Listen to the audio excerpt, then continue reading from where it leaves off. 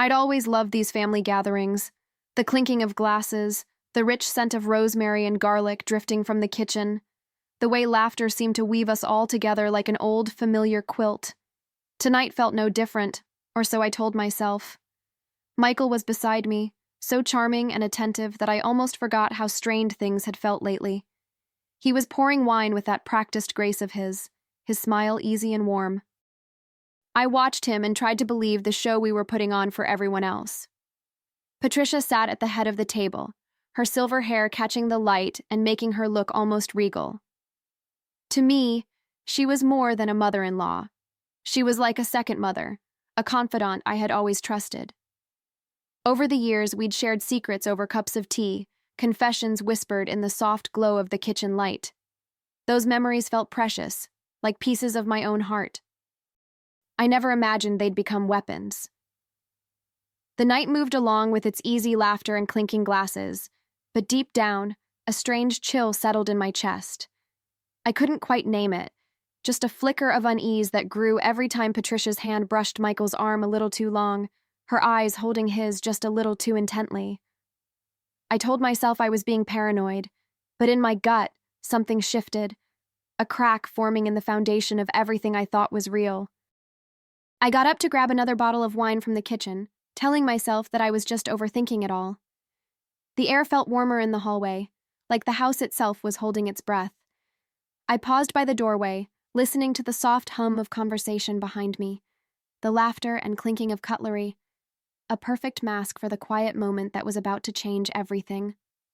As I reached for the bottle, I caught sight of them in the hallway. Michael and Patricia, heads bent close together, their voices hushed but urgent. I should have kept walking, but something in me froze. I strained to hear, every muscle in my body tense with the dread of knowing. Their words were sharp as knives, a low conspiracy that cut through the laughter just beyond the kitchen door. My heart thudded in my chest as I realized what I was hearing wasn't a harmless conversation. The warmth of the evening vanished, replaced by a cold that settled deep in my bones. I didn't let myself react, didn't let my breath hitch or my face betray me. Instead, I clutched that bottle like it was the only thing holding me upright, forcing myself to keep breathing as I listened to the betrayal unfold. I could barely hear over the laughter coming from the dining room, but Michael's voice was clear enough. He was calm, measured, like he'd practiced these words. "Don't worry, Mom," he said softly. "The divorce is almost ready.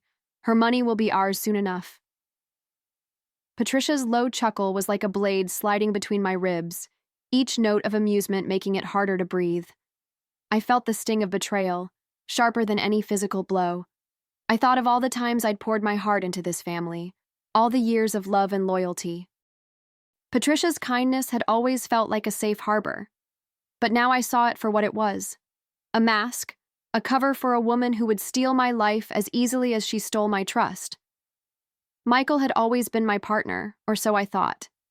Now his words painted him as a stranger, a man who had been playing a role in a show I didn't even know I was in. I stood there for a moment longer, every muscle in my body tight, my mind reeling. But I wouldn't let them see me break. Not yet. I took a deep breath, smoothed the expression on my face, and stepped back into the warmth of the dining room. The laughter and clinking of glasses wrapped around me like a lie, but I held on to it, knowing that the truth would come later, and it would come from me. I didn't sleep that night. I lay awake, staring at the ceiling, the words I'd overheard echoing in my mind like a bitter lullaby. Her money will be ours. My money. My life. It was like I could still hear Patricia's chuckle in the darkness, that cold, triumphant laugh that made my skin crawl. My heart felt raw and exposed, but I refused to let it shatter completely. I knew I had to be stronger than the betrayal that threatened to swallow me whole. By the time dawn broke, I had a plan forming in my mind. I wasn't going to run to Michael, begging for answers. I wasn't going to plead with Patricia to explain. I had given them my trust once, and they'd thrown it away. Now I would take that trust and forge it into something unbreakable, a shield to protect myself from the storm they had created. I got out of bed, each movement deliberate, each breath a reminder that I still had the power to fight back. The first step was to gather everything I could, every piece of paper, every bank statement, every scrap of evidence that proved what I had built. My hands trembled as I opened the safe in my office, pulling out the documents I had once trusted them to protect. But the fear that clawed at me didn't stop me. I wouldn't let it. I refused to be the woman they thought they could destroy so easily. I moved through the house with a quiet urgency, every corner of this place I'd called home now feeling like a battleground. My fingers ran over the framed photos of family trips, of holidays spent together, images that had once meant everything to me. Now they felt like ghosts, reminders of a life that no longer existed. I forced myself to keep going, to collect the pieces of my life that still belonged to me. When I opened Michael's desk drawer, I found the hidden folder, the one he always claimed was just old receipts. My hands shook as I pulled it out and flipped through the pages. There it was, evidence of his plotting, of the deals he'd been making behind my back. I traced my finger over his signature, each loop of ink a betrayal he thought I'd never find. My breath caught in my throat, but I swallowed the pain, letting it fuel me. I didn't let myself cry. I told myself there would be time for tears later, once I was safe from their reach. For now, I needed to be calm, to be smart. I slipped the folder into my bag and took one last look around the room. It still looked like my home, but I knew that was an illusion, and I was done living in illusions. I made my way to the dining room, where the last of the dinner dishes were stacked, still warm with the glow of family celebration. I forced a small smile as I passed through, as if nothing had changed. But inside, I was different. Every step I took felt like it was measured, deliberate. A quiet promise to myself that I wouldn't let them see me falter. Not yet. I had seen the truth, and now it was mine to hold. The sound of Patricia's laughter from the living room reached my ears, but it no longer felt welcoming. It was a sound I'd always cherished, but now it was a chilling reminder of what lay beneath her warm facade. I paused, feeling the weight of my next move pressing down on me. I had a choice: confront them now and risk everything, or bide my time and let the truth speak when it mattered most. My heart raced, but my mind was calm. I would wait. I would let them think they were safe. As I walked back into the kitchen, the laughter of the family drowned out the dagger of betrayal I'd just heard. But I carried that dagger close to my chest, a silent blade that would be my shield. I knew the next chapter of this story would be mine to write, and I was ready to take the pen. That night I lay awake, staring at the ceiling, feeling the weight of every word I'd overheard pressing into my chest. The laughter and clinking of glasses from earlier felt like a distant echo, a memory of a life that had slipped through my fingers. I could feel the tears drying on my cheeks, but the ache in my heart didn't fade. Instead, it sharpened into something stronger: determination. They thought they could steal my life, but they'd forgotten one thing: I built it myself. I swung my legs over the edge of the bed, every movement heavy but filled with purpose. I wasn't going to be the woman who let betrayal break her. I would be the woman who fought back, who took every lie and turned it into a weapon of truth. I opened my laptop, the screen's glow harsh in the darkness. My fingers flew across the keyboard, searching, documenting, gathering every piece of evidence that tied my name to what was mine. Each click of the mouse was a small victory, a quiet defiance against the betrayal that had taken root in my home. I pulled out bank statements, old contracts, messages that proved my ownership of the life they were trying to steal. My heart beat hard in my chest, but I kept going, telling myself over and over, they don't get to win. Not this time. As the dawn crept in, soft and pale, I could feel a shift in the air, like the calm before the storm. The house was silent, but my mind was alive with possibilities, strategies, the careful threads of a plan taking shape. I knew I couldn't do this alone, not if I wanted to win on my own terms. So I picked up the phone and made the first of many calls. My lawyer, a woman I'd trusted for years, answered on the second ring. Her voice was calm, her questions precise, and I felt a spark of hope that maybe, just maybe, I wasn't as alone as I'd feared. We talked for hours, piecing together a map of what I needed to do to protect myself. She guided me through every step, helping me see the moves I hadn't thought of, the loopholes they might try to use.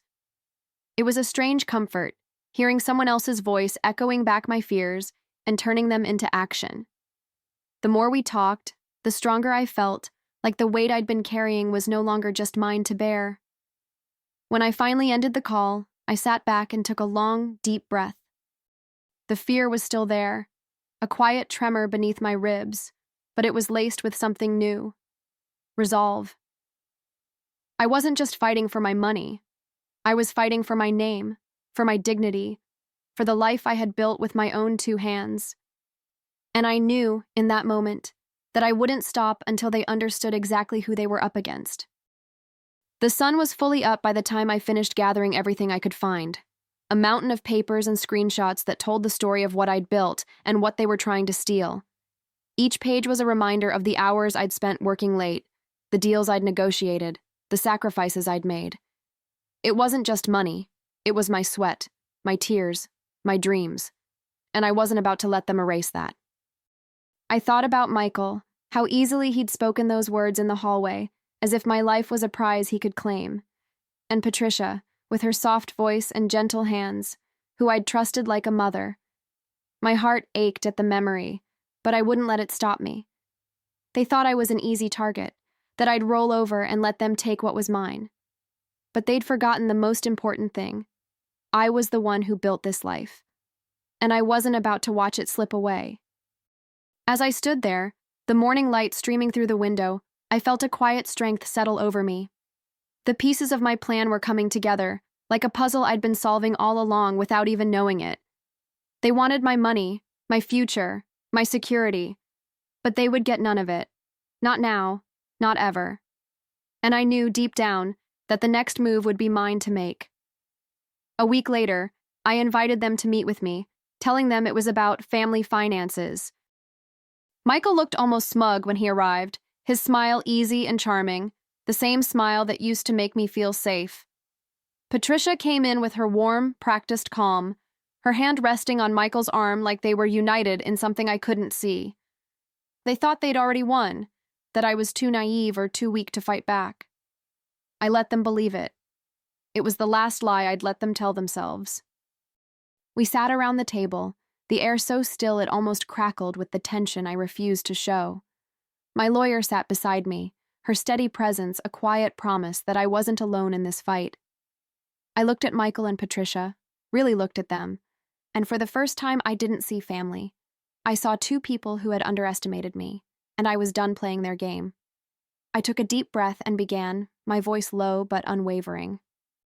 "I know everything," I said, letting the words hang in the air between us. I could see the flicker of surprise in Michael's eyes, the way Patricia's smile faltered just slightly.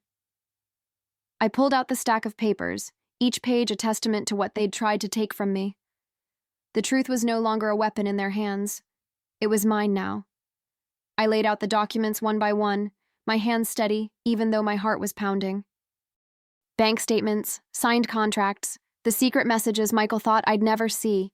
Each piece of evidence was a nail in the coffin of their lies. "You thought I wouldn't find out," I said, my voice calm, almost gentle. "But you forgot who you were dealing with." I watched them both closely, catching every flicker of guilt, every flash of panic that they tried to hide. Michael tried to speak, his voice smooth and sweet like it always was. "Ava, you're overreacting," he said, reaching for my hand. I pulled it back, feeling the sting of his betrayal like a brand. Patricia stayed silent, her eyes darting from me to the lawyer by my side. The weight of their silence was almost enough to crush me, but I wouldn't let it. This was my moment, my truth. And I was done letting them control the narrative. I let the silence stretch, each second a crack in the facade they'd so carefully built. Then I leaned forward, my words quiet but sharp as a blade. "You thought you could take everything from me, but I've already taken it back."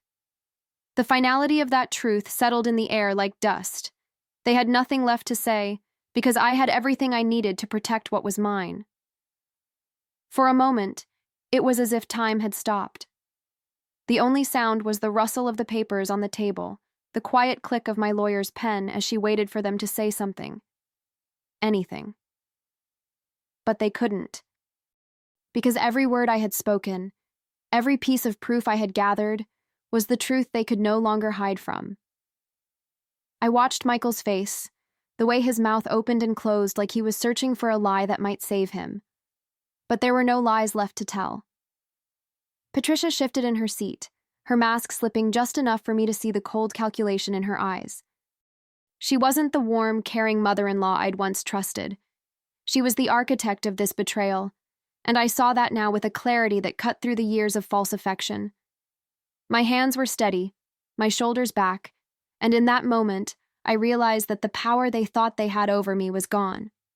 I had taken it back, piece by piece, and they couldn't steal it from me again.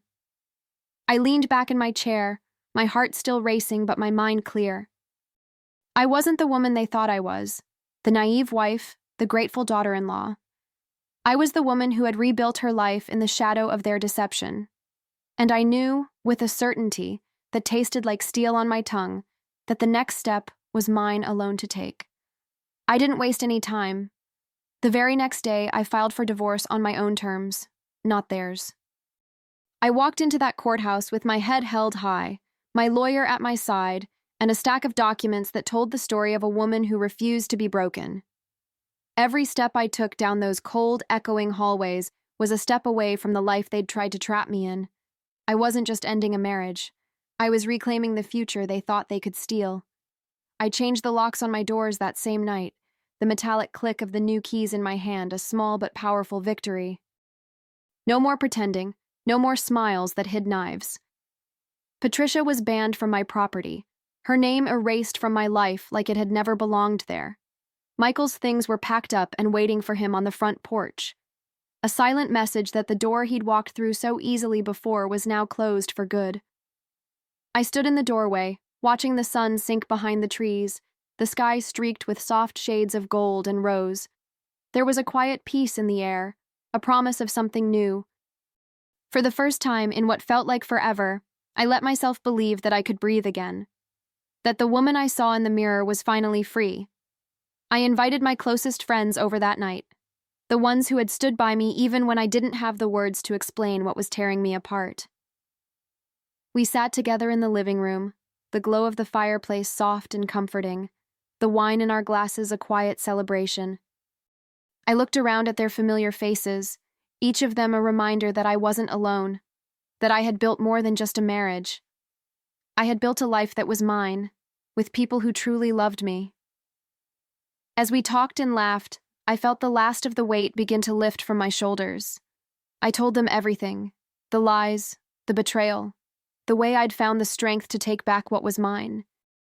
Their words were soft, their hands warm against mine, and in that small circle of light and truth, I felt something I hadn't in a long time. Hope. Not just hope for the future, but hope for myself, for the woman I was becoming. I raised my glass, the flicker of the fire reflecting in the deep red wine, and I made a silent promise to myself that I would never again let anyone make me feel small or take from me what I had worked so hard to build. The woman they tried to break was gone. In her place was someone stronger, someone who had learned that true power isn't in what you own, it's in what you refuse to let them take. As the evening wore on, I stepped outside for a moment, the cool night air brushing against my skin. I closed my eyes and let the sounds of laughter drift through the open window, the warmth of that simple joy filling me from the inside out. The world felt different now, not because it had changed, but because I had. I was no longer the woman who waited for permission or begged for a place at the table. I was the woman who claimed it as her own. I thought about Michael and Patricia, how small and desperate they must feel now that their plan had fallen apart. But I didn't waste my thoughts on them. They had tried to steal my life, but in the end, they had only shown me how much it was worth, how much I was worth. And that was a lesson I'd carry with me forever, a quiet armor around my heart that no one could ever pierce again. As I walked back inside, the door closing softly behind me, I felt a calm settle deep in my bones. This was my home, my life, and my future, all reclaimed, all mine. They had wanted my money, my security, my trust. But in taking it back, I'd found something even more valuable, my voice. And I would never let it be silenced again.